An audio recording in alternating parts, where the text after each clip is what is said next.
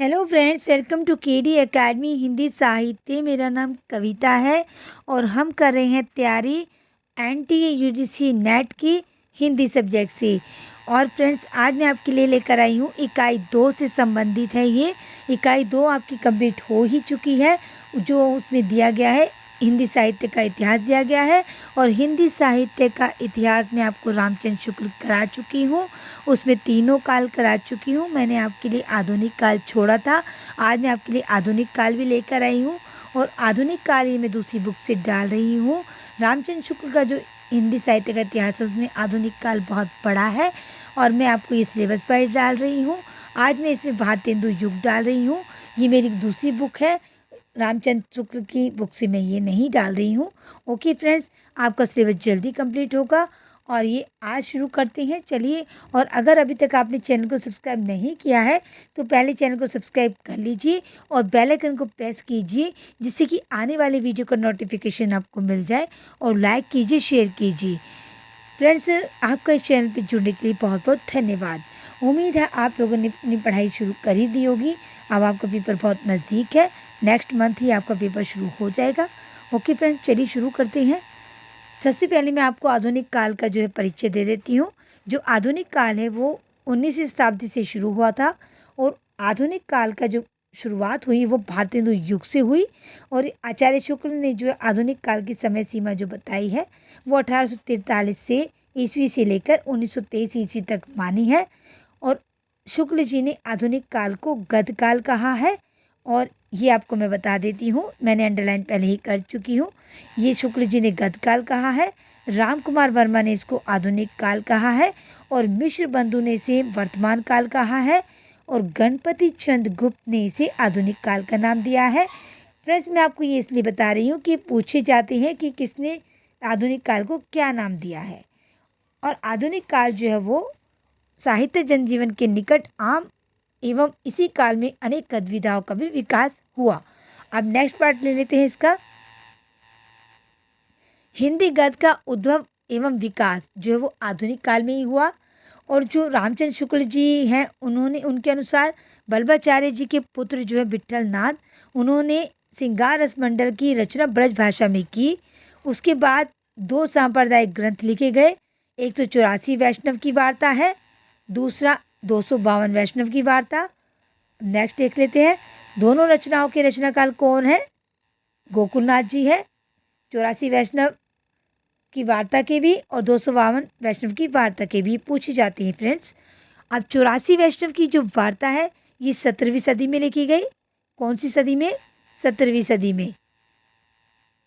जो 252 वैष्णव की वार्ता है वो औरंगजेब के काल में लिखी गई। अष्टयाम की जो रचना है वो नाभादास ने की। ये किस पर आधारित है? ये भगवान की दिनचर्या पर आधारित है, भगवान राम की। और ये ब्रज भाषा में लिखा गया है। गद्य लेखन का सम्यक प्रचार प्रसार ना होने के कारण ब्रज भाषा गद्य का पूरा विकास नहीं हो सका। ये फ्रेंड्स जो वीडियो है, ये जो आधुनिक काल भारतेंदु युग है, ये आपका 2-3 पार्ट में कंप्लीट होगा। मैं आपको बता देती हूँ, ये एक पार्ट में कंप्लीट नहीं हो पाएगा। अब नेक्स्ट देख लेते हैं। खड़ी बोली जो गद्य है उसकी महत्वपूर्ण पुस्तक कौन कौन सी है देख लीजिए। चंद छंद वर्धन की महिमा है, जो किसने लिखी है? गंग कवि ने लिखी है, चंद छंद वर्धन की महिमा। और ये सम्राट अकबर के समय में हुई। इसकी रचना जो है 1741 ईस्वी में राम प्रसाद निरंजनी ने भाषा योग वशिष्ठ नामक एक ग्रंथ लिखा।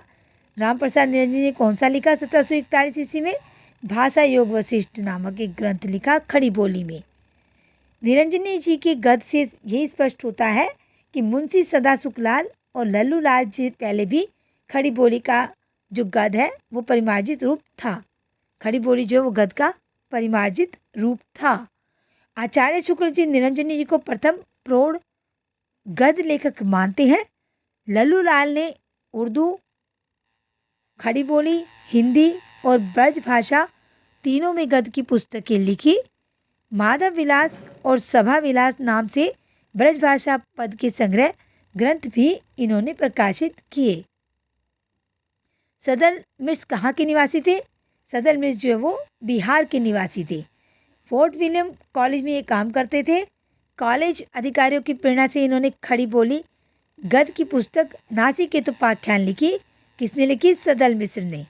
नासिकेतोपाख्यान, ये पुस्तक बहुत इंपॉर्टेंट है फ्रेंड्स, इसी में आपको अंडरलाइन करके भी बता रही हूँ। मुंशी सदासुख जो लाल है, मुंशी सदासुख लाल दिल्ली के रहने वाले थे। कहाँ के रहने वाले थे? दिल्ली के रहने वाले थे मुंशी सदासुख लाल। इन्होंने विष्णु पुराण से प्रसंग लेकर एक पुस्तक लिखी जो पूरी नहीं है। इन्होंने सुख सागर में श्रीमद् भागवत का हिंदी अनुवाद किया। मुंशी जी ने हिंदुओं की शिष्ट बोलचाल की भाषा ग्रहण की, हिंदी उर्दू मिश्रित भाषा का प्रयोग करने लगे। अब नेक्स्ट देख लेते हैं। नेक्स्ट में आपको थोड़ी सी मैं एक डेफिनेशन दे देती हूँ। जो हेरोडोटस है, हेरोडोटस ने इतिहास की व्याख्या भौतिकवादी दृष्टि से करते हुए स्पष्ट किया कि प्रत्येक सत्ता अपने चरम उत्कर्ष पर पहुंचकर क्या होता है, उसका अंत में अपकर्ष की ओर अग्रसर हो जाती है। पहले उसका जो उत्कर्ष होता है, बाद में उसका अपकर्ष हो जाता है। नेक्स्ट देख लेते हैं। इसमें बताया गया है जो 1857 की राज्य क्रांति एवं सांस्कृतिक पुनर्जागरण था, उसका जो प्रभाव है आधुनिक जो भारत हिंदू युग में जो उसका प्रभाव पड़ा आधुनिक काल में, इसमें देख लेते हैं। 19वीं शताब्दी के पूर्व नव जागरण का संदेश धर्म के विभिन्न संप्रदायों द्वारा किया गया। जाति पाति, छुआछूत, ऊंच नीच, सामाजिक समस्याओं एवं कुरीतियों का विरोध धार्मिक संतों, सूफियों आदि के द्वारा किया गया। 19वीं शताब्दी के उपरांत मूलतः वे धार्मिक तत्व नष्ट हो नहीं हुए, किंतु उनका जो स्वरूप है वो परिवर्तित हो गया। मतलब उन्होंने जो है इन पर काम किया और वो पूरी तरह से फिनिश नहीं हो सके, ख़त्म नहीं हो सके, लेकिन उनको जो है थोड़ा सा उनका वो चेंज हो। देख लेते हैं। वे धार्मिक तत्व जो है ये मैं आपको बता चुकी हूँ। यूरोपीय संस्कृति से प्रभावित एवं प्रेरित होता दृष्टिकोण होता है। कहीं पर विशुद्ध भारतीय धर्म की ओर अग्रसर होने के लिए आंदोलन छेड़ता है, कहीं इन दोनों के बीच समन्वयात्मक दृष्टिकोण लक्षित होता है। विभिन्न नव जागरण की अवस्थाओं तक पहुँचने के लिए अनेक सामाजिक तत्व सहायक हुए। अब ये तत्व देख लीजिए, जो नव जागरण की अवस्थाओं तक पहुँचने के लिए सामाजिक तत्व जो सहायक हुए वो कौन कौन से सामाजिक तत्व देख लीजिए। सबसे पहले इसमें जो है शिक्षा है। सबसे पहले कौन सा है? शिक्षा। अंग्रेजी शिक्षा पद्धति ने बाबू को उत्पन्न करने के साथ साथ प्रतिभाशाली व्यक्तियों को भी जन्म दिया, जिससे उन्होंने विज्ञान, दर्शन एवं इतिहास का सर्वेक्षण किया, भारतीयों के हित के आंदोलनों का सूत्रपात किया। दूसरा इसका तत्व कौन सा है? व्यापारिक नीति। व्यापारिक नीति में जो है अंग्रेजों ने असीम लाभ अर्जित करने हेतु अपनी व्यापारिक दृष्टि केवल भारत तक ही नहीं वरन संपूर्ण यूरोप तक गई थी उनकी दृष्टि। भारत के अतः कच्चे माल, ये तो आप हिस्ट्री में पढ़ ही चुके होंगे, का उपयोग करने के लिए, उसे विभिन्न स्थानों तक पहुंचाने के लिए, उसका वितरण करने हेतु उन्होंने यातायात के साधनों का विकास किया, जिससे समाज सुधारकों को भी आवागमन की सुविधा प्राप्त हो गई, जिसके परिणाम स्वरूप वे एक सक्रिय संगठन बनाने में सफल हुए। नेक्स्ट क्या है? नेक्स्ट देख लेते हैं। नेक्स्ट में है सांप्रदायिक। नेक्स्ट तत्व जो है वो सांप्रदायिकवादी नीति है। संप्रदायवादी नीति आप जानते ही होंगे, जो हिंदू मुसलमान मतलब धर्म के आधारित इनको अलग अलग करना। अंग्रेजों ने भारतीय हिंदू मुसलमान, आदिवासी, शूद्र एवं अन्य वर्णों के मध्य सदैव तनाव बढ़ाने का प्रयास किया, जिससे इनमें एकता स्थापित ना हो सके, किंतु उनका यह कुचक्र अधिक समय तक नहीं चला। भारतीयों ने सहिष्णुता के सिद्धांत को अपनाकर अन्याय को सहन नहीं किया। इस नीति ने भारतीयों में जागृति को जन्म दिया।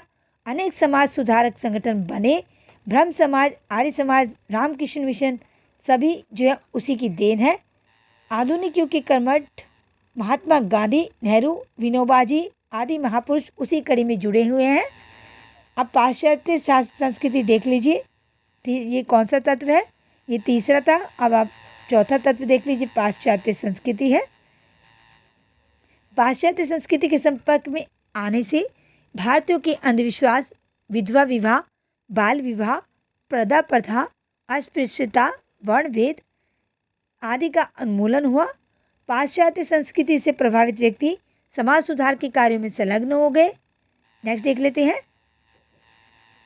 नेक्स्ट तत्व है मिशनरियों के कार्य, इसमें कार्य बताए गए मिशनरियों के कौन कौन से कार्य है। उनका कार्य था, एक और तो वो गरीब जनता की सेवा करना था, और दूसरा कार्य क्या था, अपने धर्म का प्रचार करना और अन्य जातियों के व्यक्तियों को ईसाई बनाना। इस कार्य में उन्होंने जो है अनेक भारतीयों को नौकरियों का प्रलोभन दिया। मिशनरियों की स्वार्थी भावना ने देश में धार्मिक क्रांति उत्पन्न की, जिनका उद्देश्य इन मिशनरियों की निंदा करना था तथा हिंदुओं को अपना धर्म परिवर्तन करने से रोकना था। नेक्स्ट देखते हैं। नेक्स्ट तत्व है, हर कार्य में सहायता प्रदान कर पत्र पत्रिकाओं के माध्यम से देश में नवजागरण की लहर को जन्म दिया। जन समुदाय क्रांति एवं आंदोलन की गतिविधियों से परिवर्तित होने लगा। प्रेस की उन्नति से नवजागरण के संदेश ने एक सुदृढ़ और शक्तिशाली जनमत तैयार किया, जिससे नवजागरण का कार्य तीव्र गति से अग्रसर हुआ। नेक्स्ट तत्व कौन सा है, सामाजिक कुप्रथाएं। जो सामाजिक कुप्रथाएं वो कौन कौन सी है, अंधविश्वास, कुप्रथाएं, असंख्य कुप्रथाएं हैं, अंधविश्वास है। भारतीयों को कुमंडूक बना रखा था इन्होंने। जो जितने भी भारत में असंख्य कुप्रथाएं और अंधविश्वास है, इससे भारतीय जो कुमंडूक बन रहे थे। ऐसे में सांस्कृतिक पुनर्जागरण की आवश्यकता महसूस की गई। राजा राम मोहन राय, देवेंद्र नाथ ठाकुर, केशव चंद्र सेन, ईश्वर चंद्र विद्यासागर, दयानंद सरस्वती, विवेकानंद, ये जो सभी महापुरुष हैं, इन्होंने भारतीय जनता को जागृत किया। ब्रह्म समाज, प्रार्थना समाज, Ramakrishna mission, Arya Samaj, theosophical society सबकी स्थापना की। अब 1857 की क्रांति से पहले स्वतंत्रता संग्राम की शुरुआत किसने की थी, मंगल पांडे ने की थी। अंग्रेजी शासन को आगाह किया गया था कि अब भारतीय दासता स्वीकार नहीं कर सकते। चारों ओर राष्ट्रीय चेतना की लहर दौड़ गई। कविता में राष्ट्रीय देश प्रेम की कविताएं, नाटक इत्यादि रचे गए। अंग्रेजों की पोलें खोली गई। इसमें इन्होंने जो कविता भी लिखी थी, हरिश्चंद्र जी ने क्या लिखी थी कि सब अंग्रेज ले जात, सब धन विदेश। ये वाली जो भारत दुर्दशा है वो वाली कथा लिखी थी इन्होंने, कविता। अब अंग्रेजी शासन में जो दुर्दशा हुई उसका नाटकों के माध्यम से मंचन हुआ। नाटक था, सॉरी फ्रेंड्स, उनका, ये कविता नहीं थी। इसने बहुत जागरूकता फैलाई।